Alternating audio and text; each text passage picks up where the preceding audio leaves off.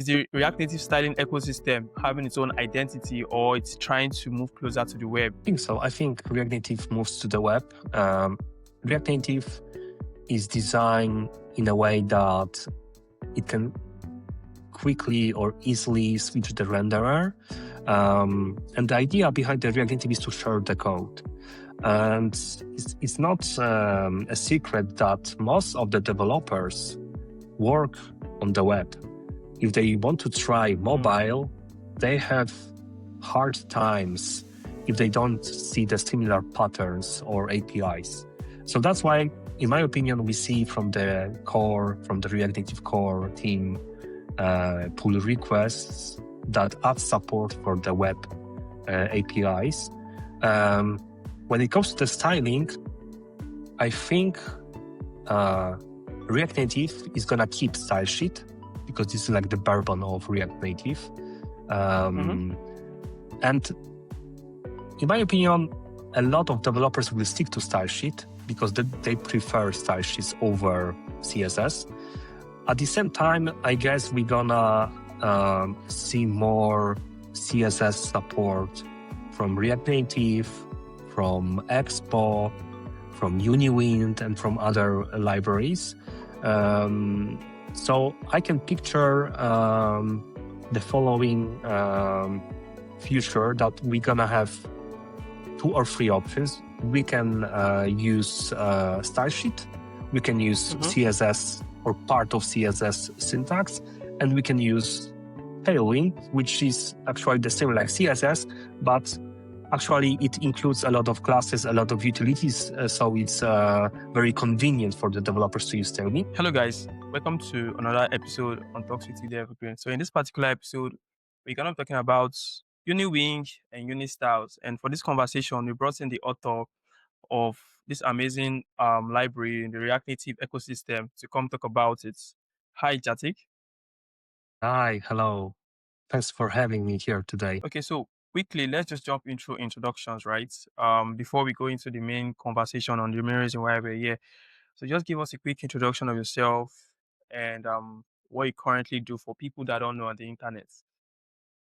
Yeah, so my name is Jacek. I'm a CTO and co-founder at CodeMask. I'm also a React Native developer. I'm working on mobile apps from different industries. Apart from that, you may know me as an open source contributor. I created 2 libraries that are quite popular, Unistyles and Uniwind. So most likely you know me because of that. I'm also pretty active on X. So maybe you saw my tweet somewhere. Yeah, I think that's a quick introduction of myself. Okay, cool. So take us through a quick intro of yourself, right? Or just take us through how your daily activity goes like as a React Native developer. So from maybe building out new libraries for the React Native ecosystem. So like what's your day-to-day activities like? I would love to work full-time on open source libraries, but it's not possible. I have a lot of responsibilities. So it depends on the day, but sometimes I start with the Unistyles or Uniwind problems, or maybe at the end of the day. It depends actually on the amount of tasks and my responsibilities. But I think the most important part for the open source contributor is to do it daily. You shouldn't skip too many days because otherwise, you will stop enjoying this project. You will start to forget some things. That's why I'm trying to actively maintain both libraries. Okay, amazing. So how do you actually handle being active on X and also being active as a library maintainer? Like how do you juggle that 2 roles? Yeah, so I think it's because I do not work remotely. I work from the office. So if you go to the office in the morning, you can focus on work. till you go home. Hmm. And if you have Okay. some interest and you have some free time, you can still work from home. But to keep everything schedule and to stay focused, I would say you need to go outside somewhere. Hmm. Okay. Amazing. Because I know it's very, very hard to like be a library maintainer and also be active on X, always tweeting about new updates from the team and whatnot. Okay, amazing. So we're gonna be talking about Unistyles. So first off, let's just start with Unistyles, right? So what led um to you building Unistyles, right? Let's just start from that before we go into what actually Unistyles does, right, for React Native developers. Yeah, so the story behind Unistyles is simple. One of our clients asked us to build cross-platform app. At the time of this request, it was like a few years ago, 2 or 3. We had limited options. There was native Wind, I guess, at the time, and Tamagui, but the project in Figma was so complex with many streams components, so we Mm, wanted to do it with plain style sheet, and we simply couldn't find any reliable solution out there. Um, so I scratched the first version. It was just one hook to switch the theme plus some additional parsing for media queries in the style sheet. And after a few months of development, we released this project to the market. And after the successful release, I decided to, take this code, refactor it, because it was tightly coupled with this project. It was not possible to, reuse it. mm-hmm, We simply, extracted the types, made generic types, and eventually we ended up with the 1.0. It was like 2 years ago from now on. mm, mm. Okay, amazing. So how does Unistyles, right? What's different between Unistyles and just using your plain style sheets, like when you're styling in React Native? Mhm. Um, Actually, it's very familiar, yet it it's different in multiple levels. So if you want to Mm, use the same okay. syntax like in the style sheet, you can do that with Unistyles. I love to refer to that as style sheet. Like Unistyles is a superset like of style sheet like TypeScript for JavaScript. So you can use the same syntax in the Unistyles style sheet. But if you want to go deeper, if you want to unlock new patterns, like you want to register second theme or make some values dynamic or convert your style sheet keys to functions, use variants, you can do that. But um, I always say that you should stick to style sheet as long as possible because it has the best performance. On the other hand, it has no extra features, so you stick to plain objects, and that's all. So as soon as you need, themes, extra features, you should consider migrating to Unistyles. We use the same API, so you just need to switch the import, and that's all. Okay, cool. It really sounds amazing. I think I was going through the documentation, right? And like you said, it's a subset of the actual style sheet from React Native. Um, and it gives you extra abilities, right? So what is the state of this particular tool, right? Is this still being maintained? Are you guys still actively um adding new like features, or it's just in maintenance mode? What's the state? Yeah, so it took us 1 year to develop the stable version of Unistyles 3.0. That was the biggest change. And we released it this year. I think it was around the summer. So currently it's still maintained. We have plans for Unistyles for next year, but as of now we are not adding any new features. It's because we are now focusing mainly on Uniwind. This is the second project, but as soon as we gonna release the pro version, we will make it stable. We can then move to the Unistyles for. So yeah, it's maintained. I'm trying to answer every question on the discussions or on the X. But yeah, no new features so far. We should, or you should expect it next year, like the beginning of the year. We should start working on the next version. Okay, cool. Amazing. So let's quickly talk about Uniwing. I think really exciting projects. So what led to you or you and the team, right? Um, creating this particular tool. Yeah, I had not, I had no interest in building Uniwind, but I tried native wind for the Mm, first time this year. Like, I joined a crypto project where they had, a lot of native wind components. And during the development, I spotted few bugs. Um, it was nothing fancy like, children style or pseudo class. It was like just, the regular styling. And also this client complained a little bit about the performance.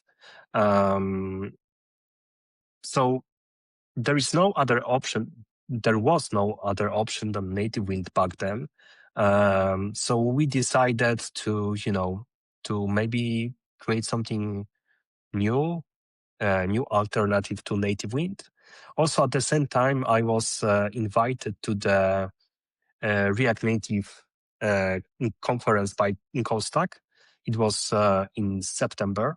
Um, so during this invitation phase, and that I had some time to prepare for this presentation, and I was thinking about Unistyles because the topic was strictly about Unistyles, but we thought that it can be a great opportunity to present Uniwind.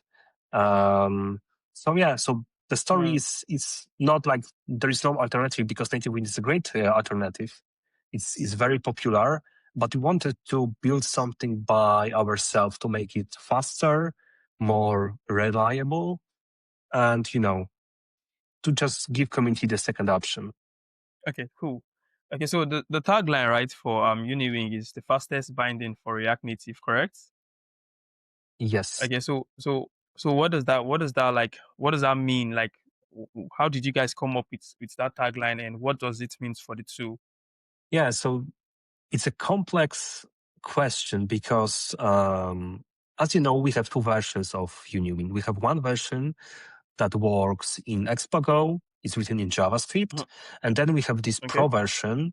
It's not yet released, but it spans across few languages: JavaScript, C++, Kotlin, and Swift. So it's if you want to build something performant, you need to think of every layer from JavaScript via the C++ till the end, so till the native language. So even for Expago version of Uniwind, we had to, run profiler, add some console logs, experiment, and check where actually we lost the most of milliseconds. So after a few iterations, we were able to make it the fastest. And then on the native side with the Pro version, we are doing it almost every day. Like we are trying to find new patterns, new shortcuts, because mm, for the big enterprise applications, like they require the best performance. Otherwise, if you have like hundreds of screens, thousands of components, you will start to notice the slowness of your components, and especially for the Mhm. crypto apps, like these people, this community are expecting the best performance out there. So we are trying to give these tools to the community and to the to the big enterprises. So you don't need to um, use old or slow solution if you want to use Tailwind syntax, cross-platform syntax. Okay, cool. So let's quickly talk about the performance benchmark, right? So what performance when you guys were testing, right? To testing the particular Uniwing, right? And you guys got to realize, okay, we could fix this to make it the fastest binding for React Native. So what benchmark did you guys notice during your testing phase, right, for Uniwing? Yeah. So first of all, we need to say that benchmarks are hard to, are hard to. It's hard to say that something is faster than the other solution, especially with the style sheet. So if we talk about the benchmarks, you need to know that style sheet will be always the fastest solution. But how to Yes. compare style sheet with Uniwind? Like Uniwind adds a lot of features, like it can react to theme changes, which style sheets can't do. And the same with the native wind and the Unistyles. So it's hard to create a reliable benchmark. But on the other hand, if you have Uniwind and you have Tailwind, and you can use exactly the same code, the same class names, the same syntax, then you can compare.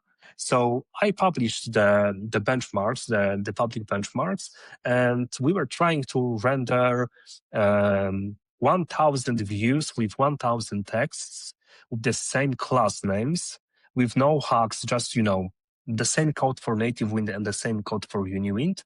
And we were 2.5 times faster. If you compare it to Stylesheet, it's slower, of course, but yet we provide a lot of features. So I think everyone needs to know that we cannot beat Stylesheet, but if you want to have tailoring syntax or team management or any other feature, you need to spare some milliseconds for that. Okay. Okay. Cool. So how does Unistyles handle stuff like token, variant, and basically token and variants? So does Uniwing actually handle something like that? How does he handle it? Yeah, so for the Unistyles, everything you do in the JavaScript actually happens on C++. So if Okay. you register your team with tokens, um, it goes straight to the C++. So in any if any event occurs, like color scheme change or font rotation change, we can take these values directly from the C++ and compute new styles. So and the same story goes to the stylesheet.create that Unistyles provide. Whatever you pass to this function ends up on the C++. So actually, even though you write your JavaScript code, everything lives on the C++ side. It has memory management. It can self clean up during the reload and so on. With the Uniwind, it's a little bit different because for the Uniwind, we use CSS. So your variables, your CSS variables, your utility functions live on C++ Mm-hmm. side, CSS side. And then we pull them to the JavaScript. So yeah, different mechanism, but you can use your own tokens basically into solutions. Hmm. Okay. Cool. So what's the setup like for Uniwing? So let's just focus more on like Uniwing for the conversation. What's the setup like for Uniwing compared to Tailwind, right? For the web. So what's the setup? Like how quickly can developers just pick up Uniwing and just integrate into their React application? React native applications, not React. Yeah, actually, you just need to import one more source, which is Uniwind, and that's all. Mm-hmm. Like you have the same setup.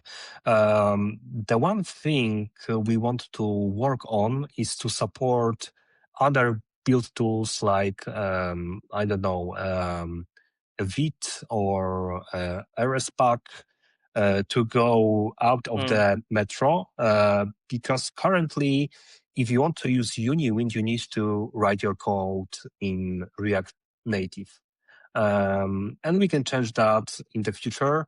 But I guess it's not that required, at least for most of the developers, because if you pick Uniwind, you want to build cross-platform React Native app. So you want to target native too with Metro. Okay, cool. So I think you mentioned Uniwing has two versions, right? So one one supports Expo Go, right? Then the other one supports I think pure React Native, right? Your React Native CLI applications. So what's the plan to should I say make these two different versions a particular just one version? Is there a plan like that to make these two different Uniwing versions into one? Actually, you can use the Expo Go version with bare React Native. Um, the difference is on the other level. So with the Expo Go or open source version, you can use it wherever you want. But with the Pro version, we include C++ code and native code. So it means you cannot use it with Expo Go because you need to pre-build. So Yeah. that's the only difference. And why we Yes. did that? It's easier for large language models to produce Expo Go code. It's simpler. On the other hand, if you want to get advanced features like no re-renders, like the best performance, you need to touch the native layer, the C++ layer. So that's why we have two versions, and we have no plans to merge them. Actually, we created two versions on purpose. Yeah, so that's the story. Okay, amazing. So are there any trade-off using Uniwing, right? Are there any trade-offs developers should be aware of um while using Uniwing? Yeah, that's a good question. I don't think so. We still can't offer the same experience like on the web. Like it's a little bit not possible because of the React Native itself. Um, but we can experiment. Actually, we are talking a lot about the pseudo selectors, about children styles. So we will try to figure it out in the most performant way. I think developers should only know that React Native is not the same like web.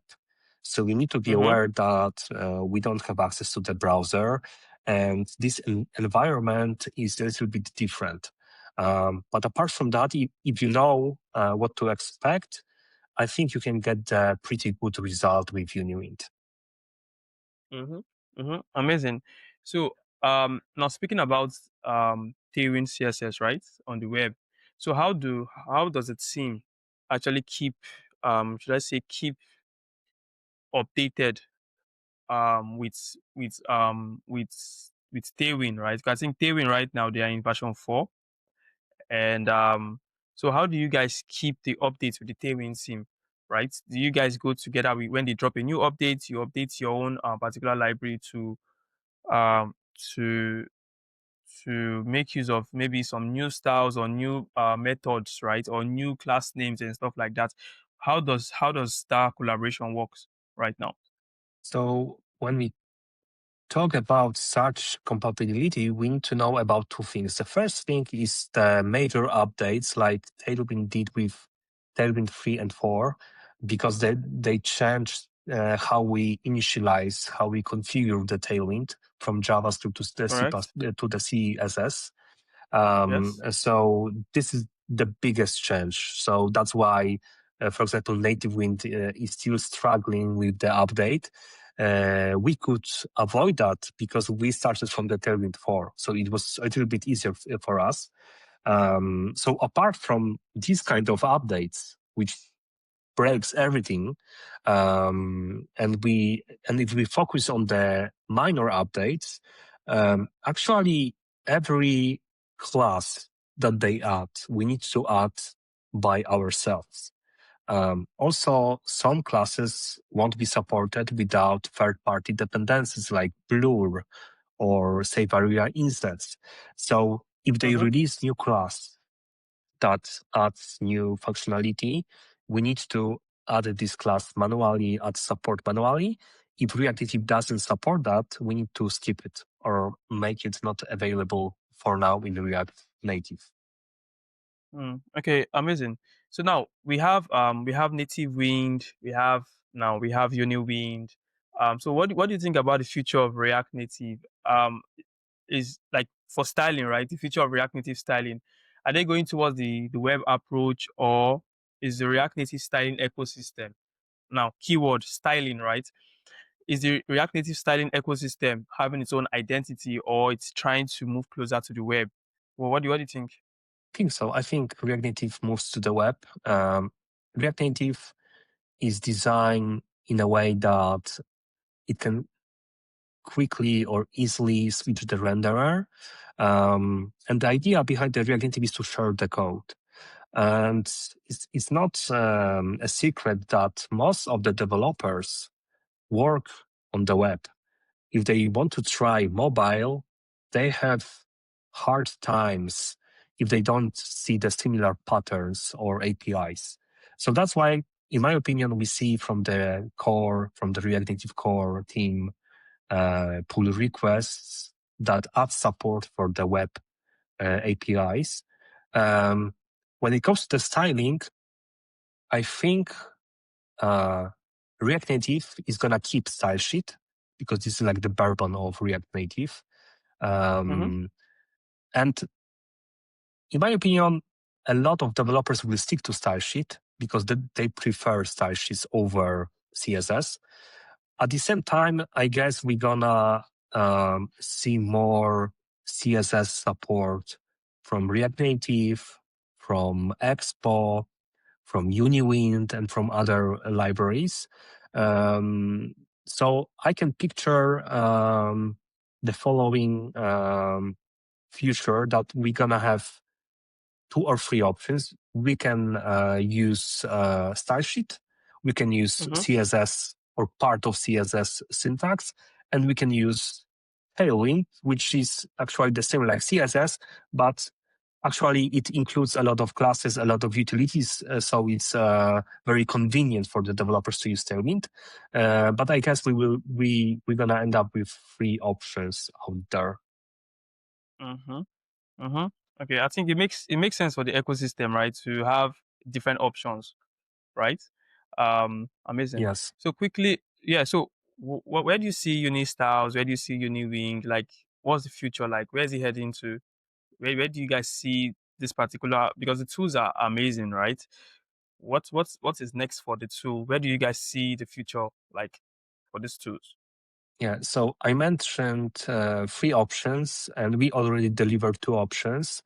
Mm, Actually, Uniwind also comes with CSS parser, but as of now, we want to focus on Tailwind because it brings you a lot of utilities, a lot of classes, a lot of utilities that you can use, that you can that where you can speed up your project with it. So actually, we have three solutions that covers three cases, but for now we're gonna focus on the two parts, which is Rashid and Tailwind. Yeah, so I guess we want to make both libraries the most performant out there because you have some other options too. And we can do that also because we have knowledge to maintain, to make it fast, to make it up to date. Unistyles is on the market for 2 years. It has it's growing steadily. Uniwind was released like the first stable version 2 weeks ago, so we need to give it more time. But mm-hmm. yeah, I think we are in the good position to maintain both libraries and to make styling easier in React Native. Okay, amazing. So why building out these tools, right? Trying to improve the styling experience on a React Native application. What can you say is the biggest challenge you've experienced? Like why building out these tools? Biggest challenge is to keep the native part up to date. So if we focus on the Expo version, on the JavaScript version, is a little bit easier because there is nothing that can crash, that can change. Like the React Native API is stable. But as soon as you go to the C++ and you try to manipulate the styles with shadow nodes and with shadow tree, you can start to get a lot of crashes. And this API is public, but at the same time, it's private. Like the React Native team changes it quite often. So we are not hacking, like we are not using the internal functions, we are using the public functions. But at the same time, only few libraries use this API and they can, change it quickly, frequently. So that's the biggest challenge, to make the whole the whole package up to date, crashless, and stable. Okay, cool. So speaking about the open source and the community part of Uniwind, right? Like you said, Uniwind was released like 2 weeks ago, 2 weeks right? ago. Like the Yeah. stable version. Yeah, amazing. Yeah. And I actually got the answer to this, but I just want to hear from you because you're actually from like the author standing points, while me, I'm from like the public side of like maybe being online and Twitter and LinkedIn and whatnot. So what do you think has been the community response so far for Uniwing? How has the community response been like since when you guys released it? I think we received almost like almost or the whole feedback was positive. So I'm happy Mm, about that. Community can see the performance improvements. Community can see the stability. And also, I think they trusted us because of the Unistyles. Because Unistyles is on the market for two mm-hmm, years. It's stable. It has just few bugs. If someone reports a bug, it's addressed. And I think the community felt the same about Uniwind, that they can rely on it. And actually, a lot of big companies, I can't name it them right now, but a lot of big companies reached to me that they want to migrate to Uniwind. It will take some time, mm, um, but I mm-hmm. hope in a few months I will be able to list all these companies on the landing page of Yeah. Uniwind, so everyone will see that the biggest players on the market are using Uniwind. Yeah, amazing. That's an amazing community response because, um, like I said, right, I got to see the post, I saw the tweets about Uniwing like on Twitter and LinkedIn. Everybody were talking about it. And I was like, oh, amazing, interesting. I want to speak to the author. Cool.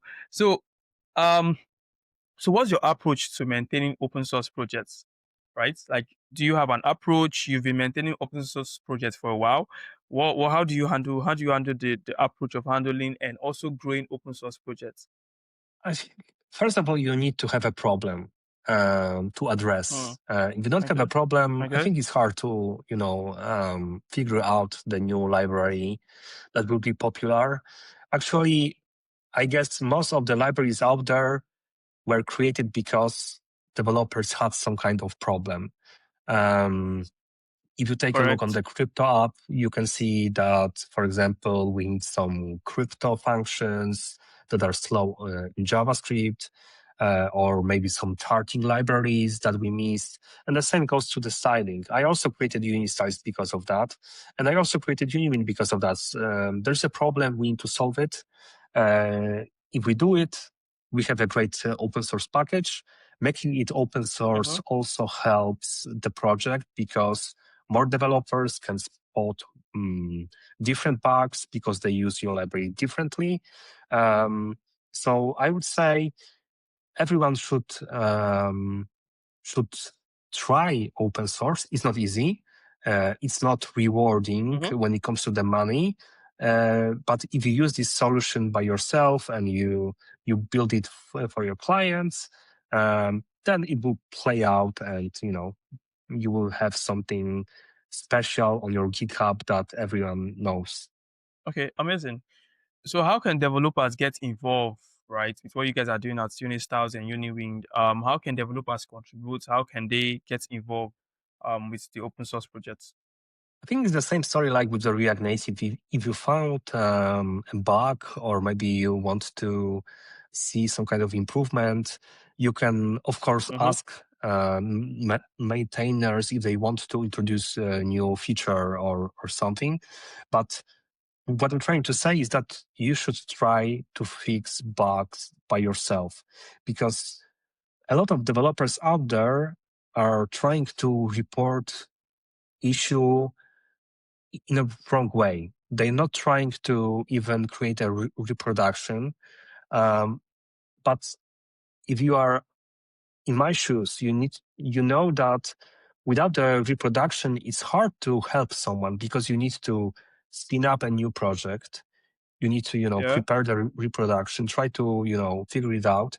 And if someone creates for you issue report with reproduction, it's way easier to to fix it.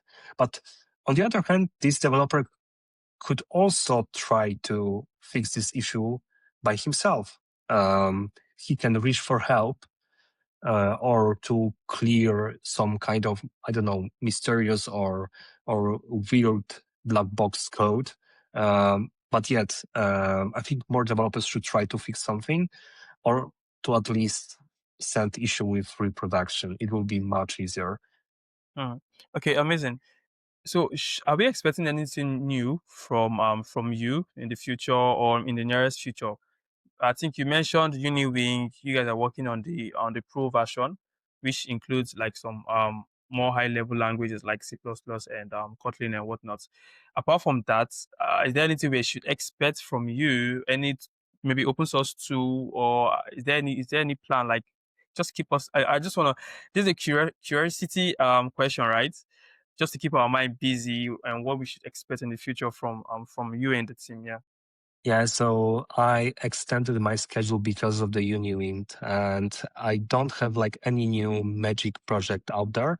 But I think after the Okay. Christmas, like I mentioned at the beginning, I will focus on Unistyles 4, and then maybe something new. I have Uh, some ideas, but I hmm. think it will be next year. Yeah. Amazing, amazing. We can't wait to see those ideas. Um, so now just quick question fire segment, right? So between React Native and Flutter, which do you think have a better styling story? To be honest, I don't know. I've never used Flutter. Like maybe Huh. once I tried it like few years ago. I just I had some clients that required React Native, so that's why I'm in React Native ecosystem. To be honest, Mm-hmm. I'm not sure. I know they use Dart and they use some kind of Yeah. modifiers. I'm not sure if they can use CSS or something. I'm not the best person to answer this question.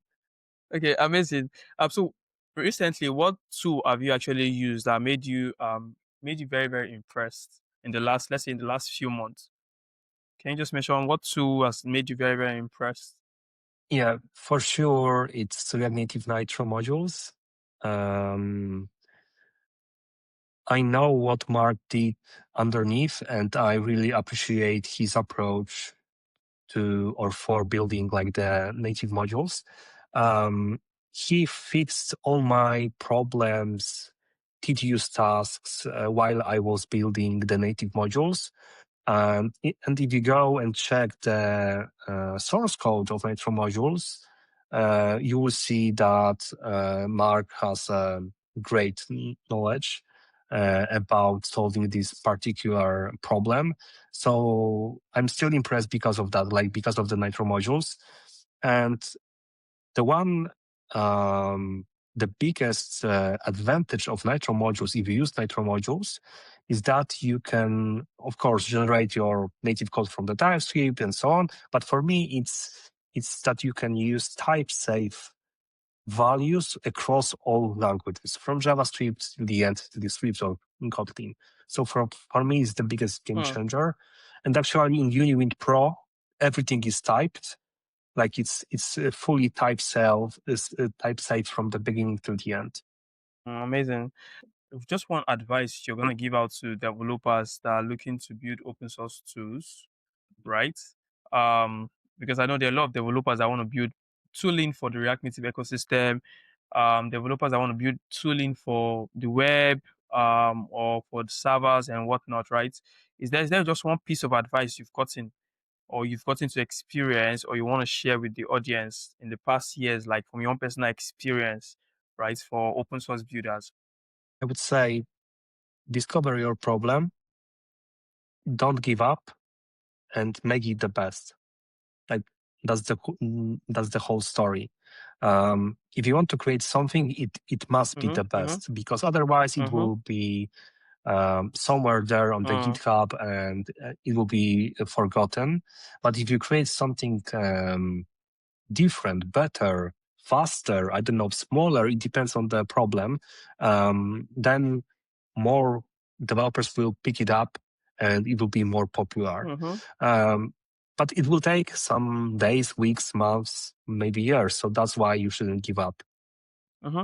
Okay, so where can people follow you on, let's say on X, and to learn more about the project, learn more about the team, learn more about what you're working on? Can you just share us your handles across all social media platforms? Yeah, so if you want to follow my work and latest updates about Unistyles, Uniwind, you should definitely follow me on X or Twitter. My handle is Pudysz. Please follow me. Let me know how you like this podcast. If you have any questions about open source or maybe Unistyles or Uniwind, I'm happy to help. Mm-hmm, I'm trying to answer every question, every comment. mm-hmm. So yeah, just don't be shy. Yeah, sure, definitely. So I think we've come to the end of this particular conversation, right? We've talked about Unistyles, we've talked about Uniwing, talked about styling in the React Native ecosystem and what it means, right, in the future of styling the React Native ecosystem, and what the team, right, at Uniweek, what they are cooking and what they are currently preparing or like preparing for the React Native ecosystem. It's really amazing to have you on the podcast to come talk about this. And we see a very bright future for Uniwing. What you guys are doing at Unistyles too, and I would just say you guys should keep up the good work. And yeah, definitely. Like you said, right? We get to see other industry experts. Let's say, for example, industry expert company making use of Uniwing in production, and that's also going to build like the whole ecosystem around Uniwing and bring in more developers to adapt to using Uniwing in their projects. Yeah, so thank you for coming to the podcast. We've come to the end of this conversation, and so this is Talks with Ide Evergreen. We talk about dev tools. We talk with developer advocates, DevRels, engineers across the world on different tools, what they are building, making the web better, building mobile applications on different platforms, and see you in the next episode. And thank you for sticking to this point. Make sure you subscribe, make sure you follow, make sure you leave a comment and also a review on Spotify if you're listening on YouTube, or Apple Podcasts or wherever you get your podcasts. This will be available. Thank you guys for sticking to this point, and I'll see you in the next episode. Bye, guys. Thank you for having me. Bye bye. Bye.